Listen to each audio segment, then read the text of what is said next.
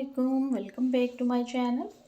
बहुत सारी सब्जियां हैं जो कि गमलों में बहुत आराम से हम उगा लेते हैं, उनसे हमें बहुत अच्छी हार्वेस्टिंग भी मिलती है।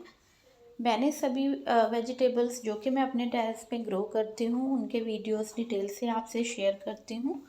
वेजिटेबल्स हमें जब भी लगानी हो उसके लिए आपने पॉट का साइज़ जो है वो 10 से 12 इंच से बड़ा रखना है। 12 इंच हो गया, 14 इंच, तो आपकी सब्जियां जो हैं वो आपको अच्छी फ्रूटिंग देती हैं और ग्रोथ भी उनकी अच्छी रहती है।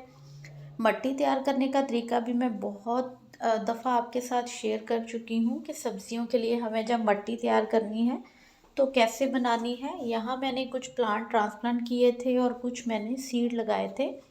इनकी जितनी भी नई पत्तियां आ रही हैं उनको बर्ड्स ने खाना शुरू कर दिया है। तो अगर आपके साथ भी ऐसा है और आपके बहुत ज़्यादा बर्ड्स आते हैं तो एक नेट मिलता है बर्ड्स वाला, आप ओट डाल सकते हो इनके ऊपर, उससे फिर बर्ड्स जो हैं इनकी पत्तियों को खाएंगे नहीं। आज हम लगाएंगे भिंडी के सीड। तो भिंडी को आप 12 से 14 इंच के गमले में उगा सकते हैं। 12 से 14 इंच में हम एक या दो पौधे ही रख सकते हैं। इनको आप ग्रो बैग में लगा सकते हैं, इस तरह की बाल्टियों में उगा सकते हैं। मट्टी जो लेनी है आपने किसी भी सब्ज़ी के लिए, उसमें आपने एक हिस्सा मट्टी लेनी है, एक हिस्सा खाद डालनी है और उसके बाद आपने उसमें जो भी सब्ज़ी लगानी है उसके बीज डाल देने हैं। 12 इंच की बकेट है और इसमें मैं 4 सीड डालूंगी, क्योंकि कभी कोई सीड जो है वो नहीं जर्मिनेट होता, तो जो हेल्दी होगा वो ग्रो हो जाएगा। तो एक बकेट में जो कि 12 से 14 इंच की है उसमें दो पौधे रखेंगे। और इसके अलावा अगर आपके पास 10 से 12 इंच का गमला है तो उसमें फिर आपने एक ही जो है वो लगाना है प्लांट। अगर आप पनीरी लेके आते हो फिर तो आप प्लांट एक ही शिफ्ट कर दें, लेकिन अगर आप बीज लगाते हैं तो एक्स्ट्रा बीज लगाएं, ताकि अगर आपका कोई बीज जर्मिनेट नहीं होता और कोई हो जाता है तो इस तरह से आपका वो पॉट जो है वो बिल्कुल खाली ना जाए, उसमें कोई ना कोई प्लांट आपका ग्रो हो जाए, टाइम ज़ाया ना हो। तो सभी में मैं 4-4 सीड डाल रही हूँ। कुछ बीज मैंने पनीरी के तौर पे भी लगा रखे हैं, वो भी अच्छे जर्मिनेट हो रहे हैं, उनकी अपडेट भी शेयर करूँगी जो कि भिंडी के हैं। तो इस तरह से बस हल्का सा आपने ऊपर से कवर कर देना है, ज़्यादा डीप नहीं दबाना, क्योंकि अगर हम ज़्यादा डीप दबा देंगे तो हमारा सीड ग्रो नहीं करेगा।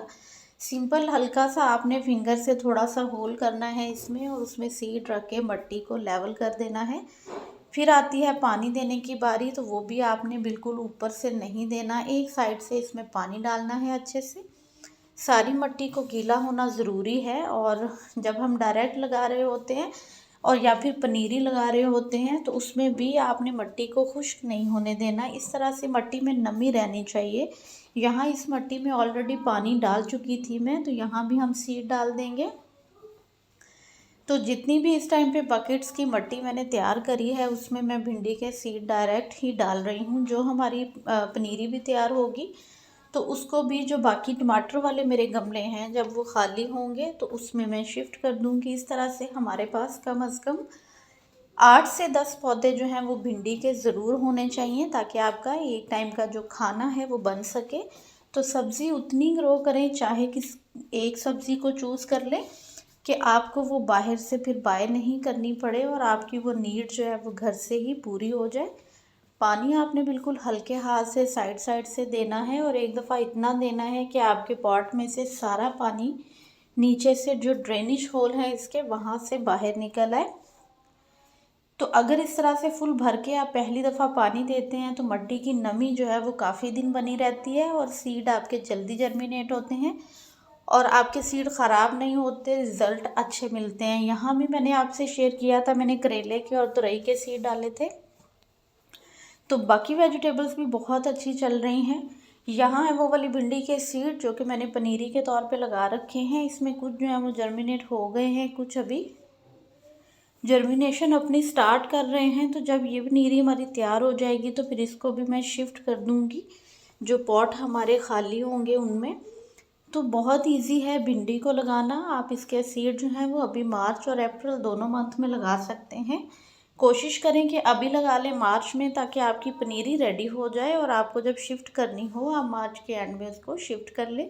बाद में बहुत ज़्यादा गर्म टेम्परेचर हो जाता है जिसकी वजह से हमारे पौधे सरवाइव नहीं कर पाते जो बिल्कुल हम नए लगाते हैं। इसलिए देर नहीं करें और अभी ही लगा लें। यहाँ पे ये करेले के प्लांट हैं जो मेरे अच्छी ग्रोथ में आ रहे हैं।